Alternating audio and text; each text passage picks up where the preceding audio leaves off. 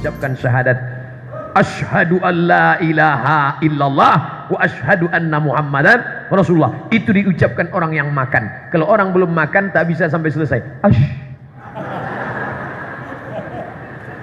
Berapa banyak saudara kita tidak bersyahadat karena tidak punya makan. Dia jual syahadatnya dengan mie instan, dia jual syahadatnya dengan baju bekas, dia jual syahadatnya dengan bantuan sekolah anak, menggadaikan syahadat. Kenapa? Miskin, susah melarat. Kada al-faqru ayyakuna kufran. Selesai syahadat, solat. Syarat sahnya solat, tertutup aurat. Siapa yang bisa menutup aurat kalau bukan orang yang mampu secara ekonomi? Peci berapa? Sorban berapa? Koko berapa? Apalagi koko yang sebagus ini, mahal sekali. Celana berapa? Semuanya. Salat, puasa. Puasa diantaranya bersahur. Man fattara shaiman. Siapa yang memberikan buka puasa kepada orang yang berpuasa, kana lahu mithlu ajri shaim, dapat pahala seperti orang yang berpuasa. Siapa yang bisa memberikan buka puasa gratis kalau bukan orang-orang yang punya kemampuan finansial? Di Malaysia ada acara buka puasa gratis memakan bubur lambu. Betul Datuk? Bubur lambu. Saya selalu datang tuh ke Masjid Kajang makan bubur lambu gratis, free. Di Mesir ada tenda namanya Maidatur Rahman. Maidah, meja makan. Rahman, Tuhan. Maidatur Rahman, meja makan Tuhan. Membingungkan. Memangnya Tuhan makan pakai meja makan?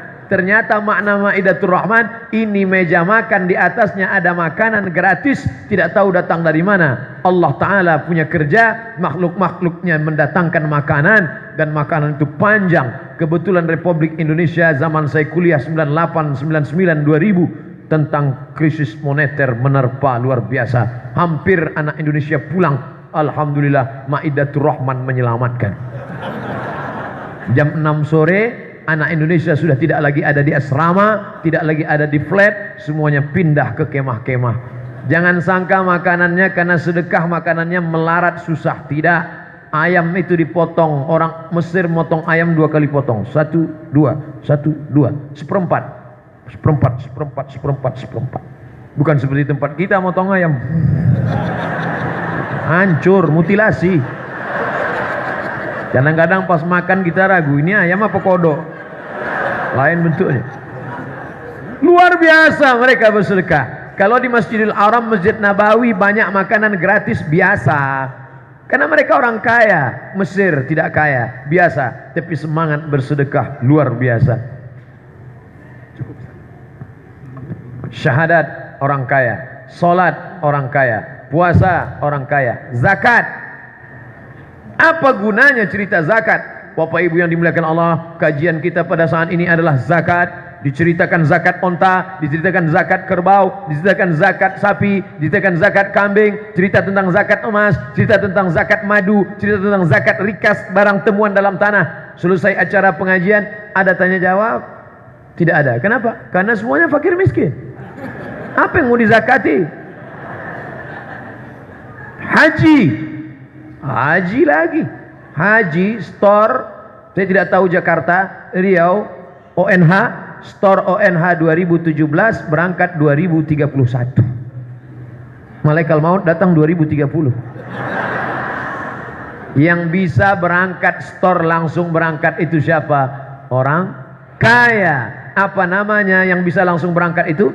ONH fulus.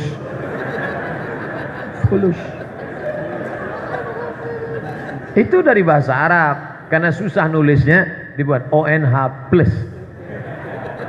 Lagi-lagi orang kaya. Maka orang yang tetap bertahan hari ini berkata, orang miskin lebih dulu masuk surga daripada orang kaya. Mindset, main otak, settingan otakmu harus dirubah. Kalau tidak nanti kau akan terjebak pada mindset satu lagi. Main otak setan, mindset otak setan. Bapak Ibu yang dimuliakan Allah Subhanahu wa taala, mari kita selamatkan umat ini, dan salah satu yang menyelamatkan adalah pembicaraan kita siang ini. Mudah-mudahan menjadi amal soleh yang berkekalan sampai kita mati. Selamat bangsa ini dari kemiskinan, selamat dari kristenisasi, selamat dari makan riba, selamat dari sekularisasi, liberalisasi. Memilih bupati, wali kota, gubernur, DPR kota, DPR provinsi, DPR pusat, DPD, presiden, wakil presiden, tidak lepas dari money politik. Money, duit, politik. Ustadz Somad, calon yang kita usung kemarin yang bertakwa kepada Allah, yang begini kalah. Kenapa? Karena kita hanya berkata, tolonglah pemimpin yang adil, tolonglah. Besok pagi disawer 500.000, selesai. One man, one vote, satu orang, satu suara. One man, one choice, satu orang, satu pilihan. Tidak ada beda antara suara orang kaya dengan suara orang miskin susah melarat dalam dunia demokrasi. Suara terbanyak suara Tuhan. Oleh sebab itu makin banyak orang miskin, kemiskinan dipelihara karena politikus busuk pasti akan menjaga kemiskinan, karena kemiskinan adalah lumbung padi suara terbesar. Inilah yang membuat Abdul Somad dicekal ceramah di beberapa tempat.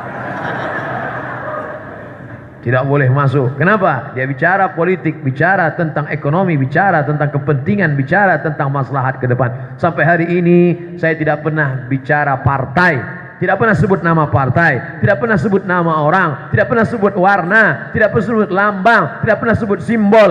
Saya hanya bicara umum saja. Tapi orang mengerti, jamaah cerdas.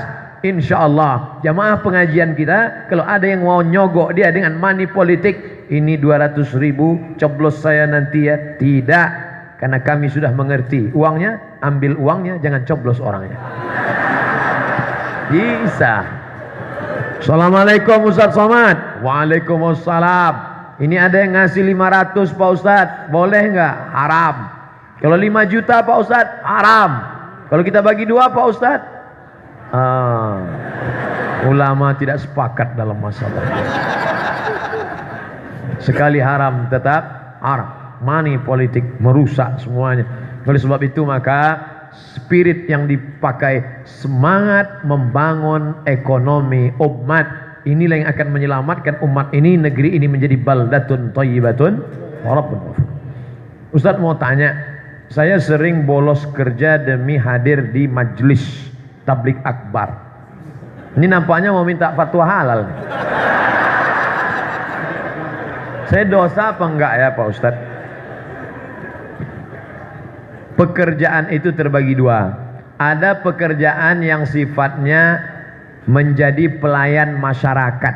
Itu yang dipakai waktunya. Dia standby dari jam 8 pagi sampai jam 4 sore nunggu orang. Ini yang begini, kalau model pekerjaannya menjadi pelayan masyarakat begini, dia bolos, haram. Gajinya haram. Kalau dia PNS, APBD, APBN makan haram. Kalau dia swasta, gaji yang dia pakai haram, karena dia sudah meninggalkan kerja. Tapi ada jenis kerja nomor 2, dia tidak melayani masyarakat umum, dia kerja borongan. Yang dikerjakannya itu tugas. Selesaikan ini 500 halaman laporan, bisa selesai 6 jam, tapi karena dia orangnya cerdas, selesai 2 jam. Maka yang 4 jam itu dia pergi, kepergiannya tidak meninggalkan kerja, karena kerjanya sudah selesai. Nah, saudaraku yang membuat surat ini, aku tidak tahu engkau golongan pertama atau kedua. Kalau engkau termasuk pelayan masyarakat yang mesti standby nunggu orang, jangan kau tinggalkan kerjamu. Gimana saya mau dengar pengajian? Bisa streaming, ada rekaman. Jangan lupa buka 2 channel itu, Tafakuh dan Inspirasi, jangan sampai tinggal. Tidak ada halangan. Maka semua kajian, alhamdulillah, semua kajian tetap ada rekamannya. Termasuk kajian hari ini direkam. Direkam. Jangan takut. Tapi kalau model pekerjaanmu yang kedua, model sifatnya borongan, selesai ini 6 jam, 2 jam putus, 4 jam kosong. Silakan ikut pengajian. Pak Ustadz, saya mau tanya, sebagai orang tua, saya mau mencetak anak yang soleh dan solehah, dan kekurangan ilmu saya sebagai ortu, maka saya masukkan anak saya ke pesantren, mendapat bimbingan ilmu agama, ilmu umumnya saya sekolahkan. Alhamdulillah sekarang sudah semester 7, pendidikan agama. Apakah saya sebagai ortu sudah benar memberikan pendidikan anak saya? Apa kata Said Nursi dari Turki? Ilmu agama menerangkan hatinya, ilmu umum menerangi otaknya. Anak ibu kalau cuma belajar agama, hatinya terang, otaknya hitam. Hebat kimia, fisika, biologi, saintek, otaknya terang, hatinya gelap. Yang lebih parah, otak gelap, hati gelap. Kita mau anak-anak kita otak terang, hati terang. Kecerdasan intelektual, kecerdasan spiritual. Oleh sebab itu anaknya hebat dalam bidang 5. Fisika, kimia, biologi, matematik, bahasa Inggris. Tapi juga otaknya terang. Quran, hadis, akidah akhlak, bahasa Arab, sejarah Islam, fikih. Maka kedua ini, itulah yang disebut dengan integrated curriculum. Kurikulum yang mengintegrasikan antara sains dan teknologi Al-Quran. Dan itu dibuka di Gombak, Kuala Lumpur, IIU, International Islamic University, yang mengkombinasikan antara sains, medis, teknologi, dan Islam. Dan itu yang diadopsi ke seluruh dunia sekarang, termasuk UIN, termasuk universitas-universitas umum kita. Saya memberikan tausiah di UII, Universitas Islam Indonesia, Yogyakarta. Apa kata Pak Rektor? Anak-anak yang hafal Quran 30 juz, silakan datang ke UII, beasiswa full gratis. Apa arti maknanya? Dia boleh jadi dokter spesialis, tapi dia juga hafal Al-Quran. Mudah-mudahan anak-anak kita terang kepalanya, terang hatinya, insya Allah. Ustadz, berdosa enggak kalau menggunakan kartu kredit dengan bunga 0%? Ada apa enggak? Selama transaksi itu tidak ada 3, tidak ada ghish, tipu, tidak ada gharar, gambling, judi, tidak ada zulm, aniaya, maka dia tidak tergolong dalam transaksi yang diharamkan. Bersih dari ghish, tipu, tidak ada gharar, gambling, judi, ketidakpastian, tidak ada di dalamnya zulm, aniaya, apapun nama transaksinya. Karena makin berkembangnya zaman, transaksi yang zaman Nabi tidak ada, sekarang ada. E-commerce tidak ada zaman Nabi. Lalu kemudian jual beli online tidak ada zaman Nabi. Selamat dia dari yang 3, pasti dapat dipercaya, tidak ada riba, maka dia selamat dari yang diharamkan Allah Subhanahu wa ta'ala. Bagaimana caranya mengetahui bahwa seseorang itu jodoh kita? Dulu sebelum menikah, saya juga selalu nanya-nanya yang begini. Saya tanya sama kakak kelas, "Bang, gimana kita tahu bahwa itu jodoh kita?" Kata kakak kelas saya, "Kalau hatimu bergetar, berarti dia jodohmu." Lalu saya praktekkan selama 2 hari, setiap melihat perempuan bergetar. Jadi ternyata masalah jodoh ini, kita jangan terlalu terpaku pada yang ghaib.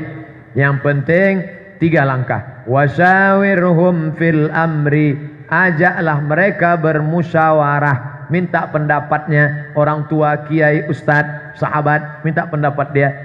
Mungkin dia punya calon yang dulu dia nggak jadi, stok dia. Fa iza azamta, setelah dengar pendapat orang lalu kau azam, tekad kuat, fatawakkal 'ala Allah, pinang dia, serahkan kepada Allah. Jangan terlalu banyak berteori-teori. Nah, ini banyak nih sahabat-sahabat, saya sudah lihat dia Pak Ustadz, tapi nampaknya belum ada signal ke sana. Dah selesai acara kajian ini, yang gadis yang lajang segera temui Kiai Lutfi Zawawi. Pak Kiai kan ada jamaah ini banyak. Ustadz, berapa jamaah Kiai Lutfi? Saya ngaji tempat beliau, jalan ditutup, kiri jalan penuh sejauh mata memandang, kanan sejauh mata memandang. Cuman kami belum ngitung berapa yang gadis.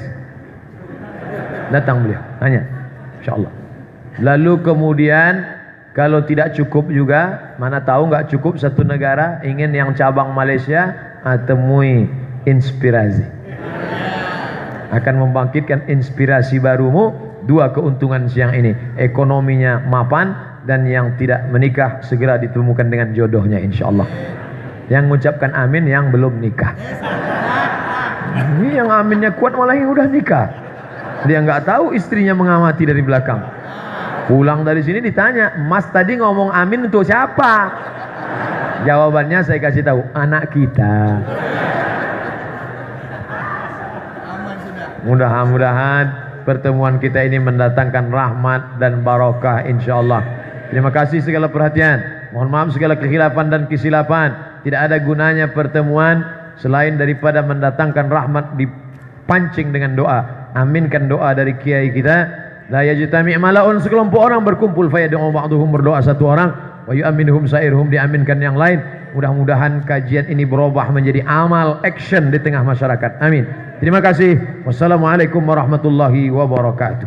Waalaikumsalam warahmatullahi wabarakatuh. Ya salli wa sallim daiman